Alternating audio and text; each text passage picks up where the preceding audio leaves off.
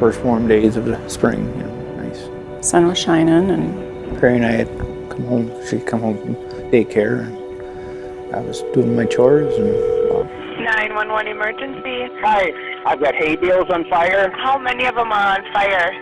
About 40, maybe 30. I was at work.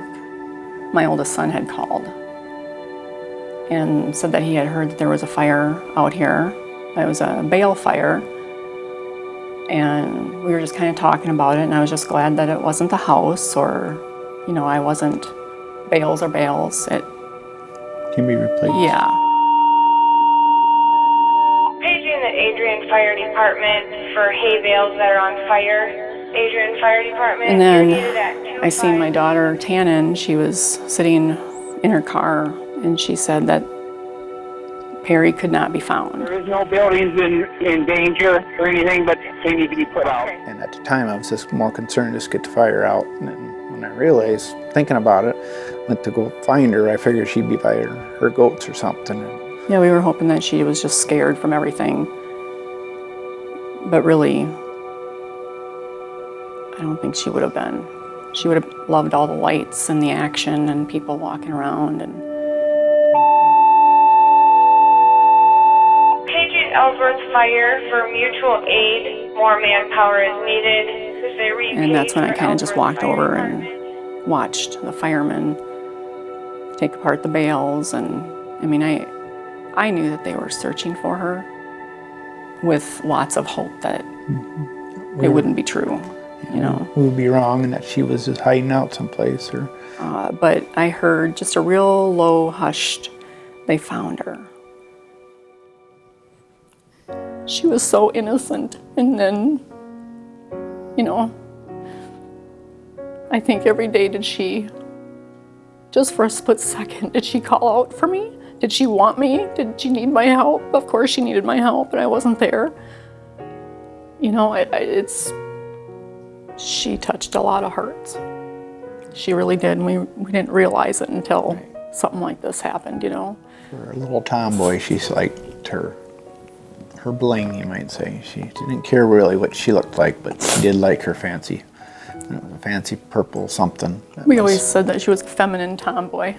She loved having her nails done and her hair done, but you could barely get that all done when she wanted to run outside, and fingernail polish would be chipped off right away, and her hair would be all messed up from running or riding her bike. You're playing with the little goats, or, you know, checking on the bottle calves or something. She was always cats, chickens, whatever she could, you know, she made friends with them all.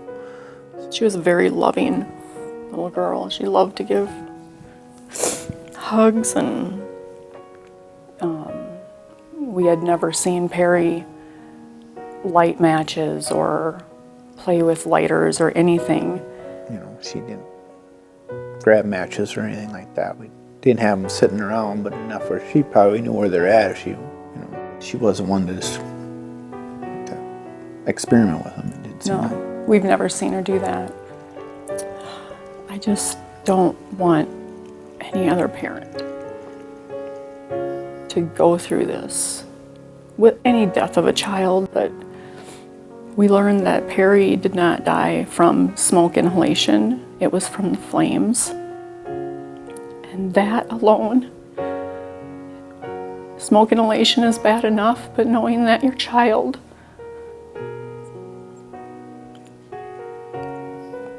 possibly felt the pain of the flames is unbearable.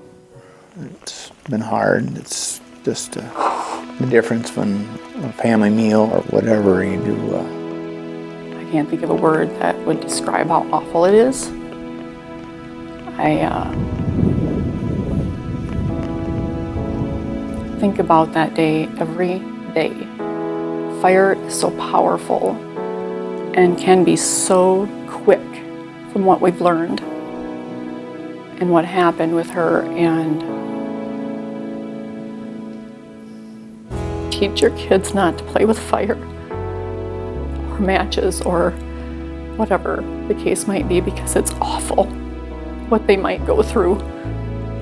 But always make sure that anything that could start a fire is put up taken care of. So, the kids that would be experimenting, just, they cannot experiment. Walk around and fireproof to the max. Teach them that fire is to be feared, not to be played with. We will do whatever we can to help, and we're excited about that. Yep, something good will come out of this, and Perri would love it.